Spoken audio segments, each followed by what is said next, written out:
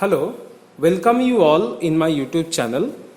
Today we will discuss the basics of International Financial Reporting Standard or IFRS.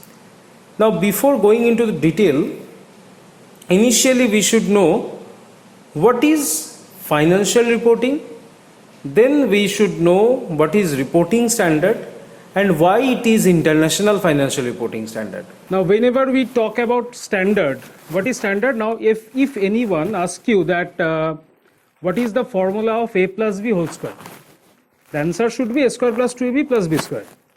That means you cannot deviate from this particular formula. So whenever we talk about standard, standard is a set of model or code of conduct which should we follow for any particular work. Financial reporting means reporting of financial statements, that is statement of profit and loss, balance sheet, statement of changes in equity, cash flow statement, notes to accounts, etc. Now these kind of financial statements are reported to the stakeholders of the company by the company. Now this reporting of financial statements to its stakeholders is considered as financial reporting. Now what is financial reporting standard? Financial reporting standard implies a set of rules or standards which are available for the purpose of reporting of such financial statement. Now we come to that, what is International Financial Reporting Standard? International Financial Reporting Standard or IFRS is a common set of reporting standard which are applicable for all the companies throughout the globe. Now you may have question that why International Financial Reporting Standard is required. Now you are in the open economy. Open economy means your economy is open. The doors and windows of your economy is open. So anyone can enter into your economy. Along with that, you also can enter into the economy of other countries. This is open economy. Now, if you are in open economy, you need some global standard. Why? Because suppose you are an Indian investor and you want to invest in one international company which is US based. Now, before making your investment, the first thing you should do that you need to know the financial strength of that particular company, isn't it? So, before making investment into that particular US based company, you need to know the US accounting or reporting system, because US reporting system will not be equal to Indian reporting system. So for a simple investment, you need to know the investment strategy or you need to know the policy which are adopted by US for reporting their financial statement. Now this is very complicated if you want to invest in multiple nations. So in open economy, they require a set of globally accepted financial reporting standard. Now keeping in view of that, International Financial Reporting Standard has came to enforce. Now the concept of IFRS was introduced since long back, since in 1973 one committee was formed, that is International Accounting Standard Committee. The function of IASC was to improve IAS, that is International Accounting Standard. But as we know, the power of committee is very limited. Although it issues certain IAS since 1973 to up to 2001. But in 1st April 2001, the IASC was converted into IASB. That is, committee was transformed into board or renamed into board, that International Accounting Standard Board.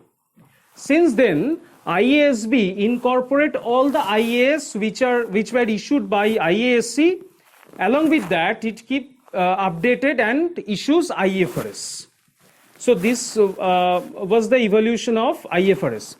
Now how IFRS are implemented? Basically, there is a foundation which considered as IFRS Foundation. IFRS Foundation creates 3 separate units, that is IFRS Advisory Committee, IFRS Interpretation Committee and Monitoring Board. The power of IFRS Advisory Committee is to provide certain advice to formulate IFRS. IFRS Interpretation Committee will interpret and modify this particular reporting standard with the help of Monitoring Board. Monitoring Board will look after the entire thing for issuing IFRS. Now, IASB creates IFRS based on this particular 3 parameters. As I think that convergence is some modification of the core standard.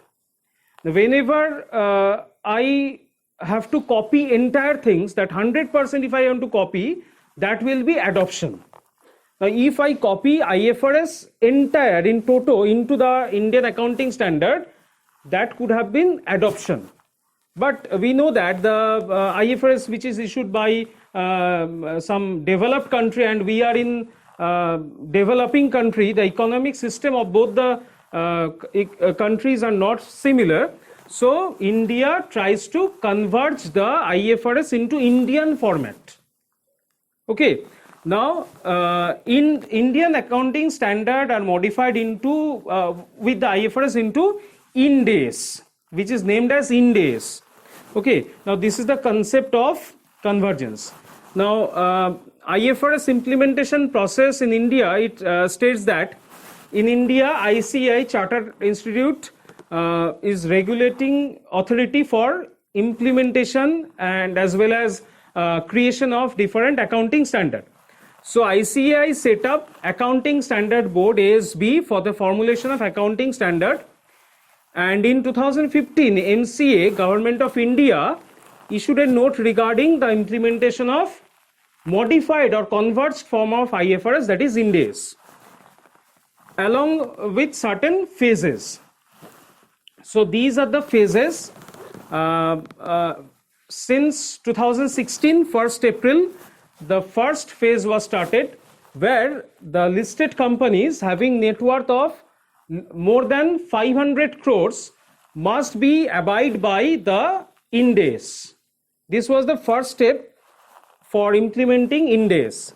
Then the companies whose net worth are in between 250 crores to 500 crores in INR need to follow Ind AS since 1st April 2017. Then all BFCs, banking financial companies and insurance companies need to follow Ind AS since 1st April 2018, and NBFCs having net worth more than 500 crores need to follow Ind AS since 1st April 2018. And since 1st April 2019, the NBFCs having net worth in between 250 crores to 500 crores in INR need to abide by Ind AS. As of now, as stated by the MCA, there are 28 accounting standard and 39 Ind AS, which is, I collect this data from the MCA website yesterday. Till that, 28 AS and 39 Ind AS are applicable to the companies which need to follow the IFRS standards. So the accounting standard and Ind AS span across a wide spectrum of areas such as disclosure of accounting policies, valuation of inventories, revenue recognition and etc. must be followed based on Ind AS. So every companies are having listed companies having more than 250 crores as of now need to maintain their accounts based on Ind AS. Now, approximately 120 nations and reporting jurisdictions permit to require IFRS for domestic listed company. Although approximately 90 countries have fully confirmed to IFRS as broadcasted by the IASB and include a statement acknowledging such conformity in audit report. The goal of IFRS is to provide global framework for how public companies prepare and disclose their financial statements on the same basis as its foreign competitors, making comparisons easier. So, IFRS provides general guidelines for the purpose of preparation of financial statements rather than setting rules for industry specific reporting.